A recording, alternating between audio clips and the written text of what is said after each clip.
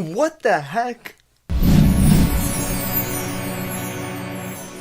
What's up guys, James here from Reflect the Screen, and yeah, this film really does make you react that way. Now before we get started, don't forget to subscribe to Reflect the Screen, hit the bell so you'll get a notification every time I post a new video, follow us on Facebook, Twitter, and Instagram, and I'm promising you guys there's more content on the way. Today we can't even speak properly. Today we're going to talk about John Wick 3, directed by Stahelski. Boy, this movie is insane. If you haven't seen the first two films, basically John Wick is on the run because he has a bounty put on his head. He's excommunicado, which means he's out of this assassin ring. He's got a $14 million bounty on his head, and the dude is in trouble. And the film picks up after the second. Let's go ahead and dive into what I believe is really the best action film so far this year. So right off the bat, what jumps out at me is that this film's production value is absolutely better than the first two. It is insane how much more refined everything is. There's kind of like a profound effect that each bullet has when it lands. Even the sword fighting is insane in this film. So I think that really what it comes down to is that this film feels better. Essentially, it feels more real because of exactly what the film had. It had more resources. So that was the first thing that jumped out at me. But then when you dive a little bit deeper, you start to see, whoa, this film has way more depth.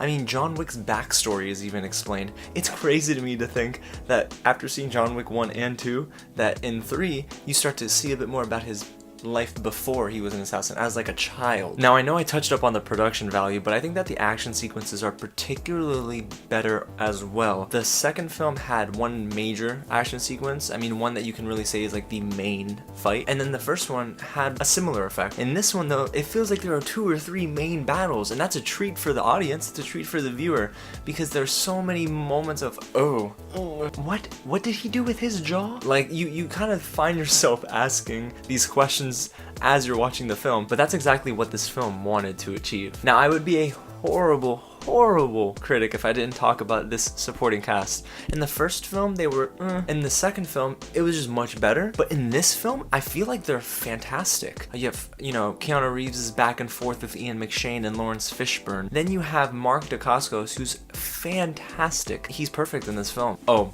and we can't forget about the dogs.